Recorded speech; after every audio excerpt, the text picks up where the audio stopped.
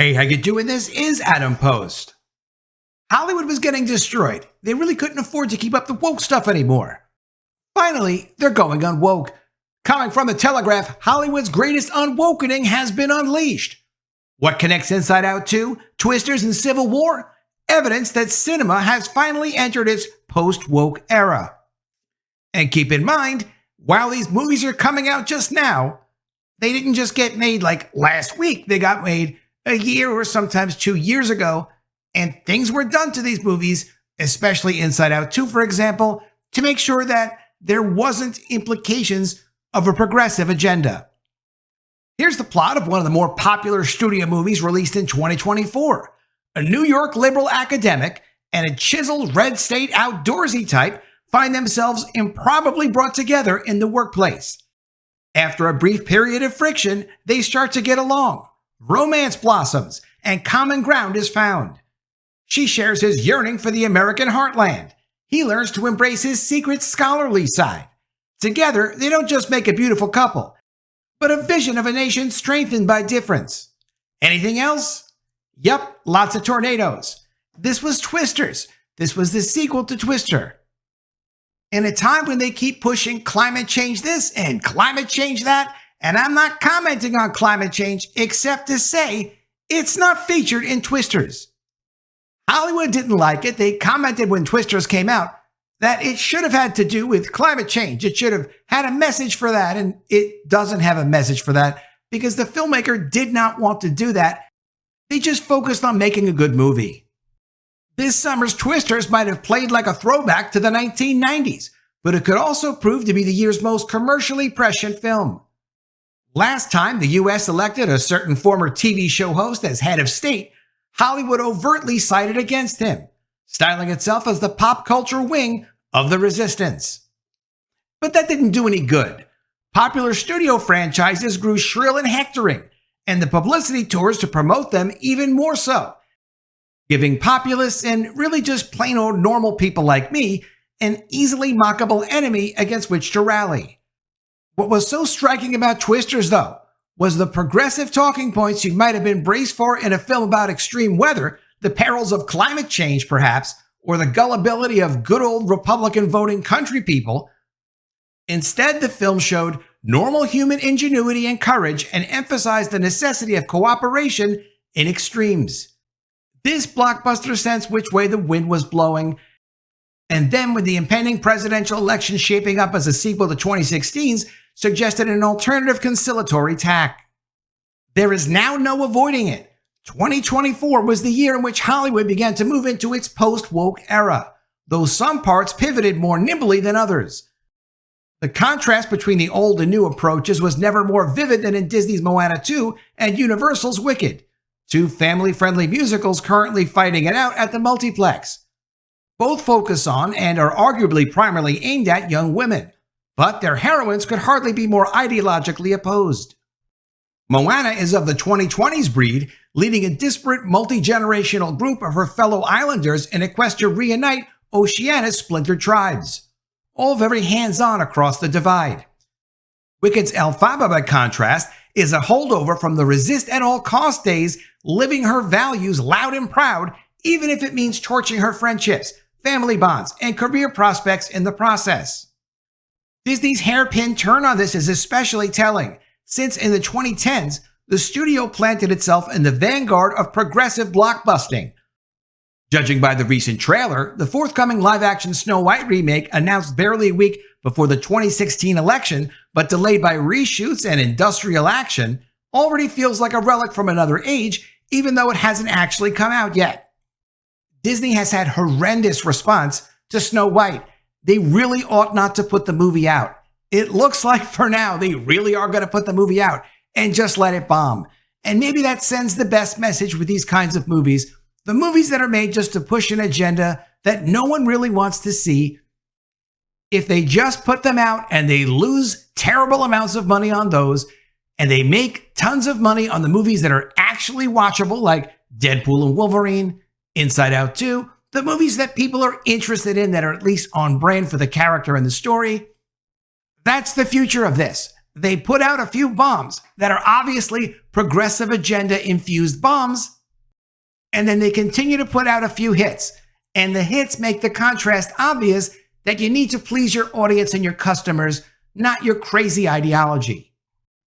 Pixar Studio held an iron grip on the production of Inside Out 2, a make-or-break project for the once unstoppable Pixar, which entered 2024 on its weakest footing in 35 years.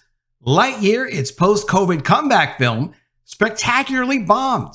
The likeliest causes were a confusing premise and gloomy vibe, though it's pretty obvious that when Pixar announced they were adding back a same-sex kiss that was not important to the story, that didn't need to be there, it was just there to own the conservatives or upset people and push propaganda, definitely had something to do with it. Once you have a negative buzz going about a movie, that's enough for people to say, I'm not interested in seeing that, at least not in a theater. And that's what happened to Lightyear. Studio bosses learned a lesson. As a result, according to a detailed account on the website IGN, Pixar's creatives were reportedly ordered to make Inside Out 2 less gay, and scenes depicting a friendship between 13-year-old protagonist Riley and an older classmate were reworked, quote, to make sure that no one would potentially see them as not straight. How did that work out? Inside Out 2 became not only the biggest film of 2024 by an enormous margin, but the most successful animation ever released. Like $1.7 billion worldwide. You definitely don't need to be a marketing guru to work out the lesson the entire industry learned from that. Though the unwokening of Inside Out 2 reportedly began in September of last year, after the Hollywood's writer's strike was resolved, it wasn't until the morning after the 2024 US election that the studio's predicament snapped into relief. No one summed it up better than Richard Rushfeld, the author of the trade newsletter The Ankler. But we're talking to people with a Marvel cinematic voice while we're living in a YouTube world. In other words, shiny corporate progressivism is out, and authenticity, or at least a winking pantomime of it, is in. Again, Moana 2 was ahead of the curve here, with its cheerfully meaningless TikTok-ready catchphrase, quote, "Can I get a chee-choo?" Plus a suite of new songs co-authored by Abigail Barlow and Emily Bear, two 20-something stars of the video-sharing platform. Ironically, the most YouTube-tastic film of 2024, Deadpool and Wolverine, was also nominally a Marvel one. When fans posted smartphone videos of favorite scenes on social media, some were even shared by the film's star Ryan Reynolds and its director Sean Levy. Not long ago, that might have been considered piracy. In 2024, it's called engagement. As for the film itself, it was horrendous and enormous. Only Inside Out 2 sold more tickets this year. Deadpool and Wolverine was exactly what it was supposed to be. It was on brand for Deadpool, and it was on brand for Wolverine. That's what people wanted. They like the characters, you put them together, you give people what they want, you make a lot of money. Disney gets it. They understand that. Hollywood gets it. They understand that now. They don't have the freedom to take the brands and try to turn them into something else to put out different kinds of messages. Every time you take a brand and you try to use it to send some sort of a message that is not part of what the brand was originally about, you change the message of the brand, which kills the brand. Happens every time. You can use that test against any brand. You will see it always works. So this year was the year Hollywood finally grasped the nature of the battle into which it had previously launched itself. But in the movies themselves, it still took an outsider to capture it properly. In his extraordinary thriller Civil War, Alex Garland imagined a near-future U.S. tearing itself apart along partisan lines.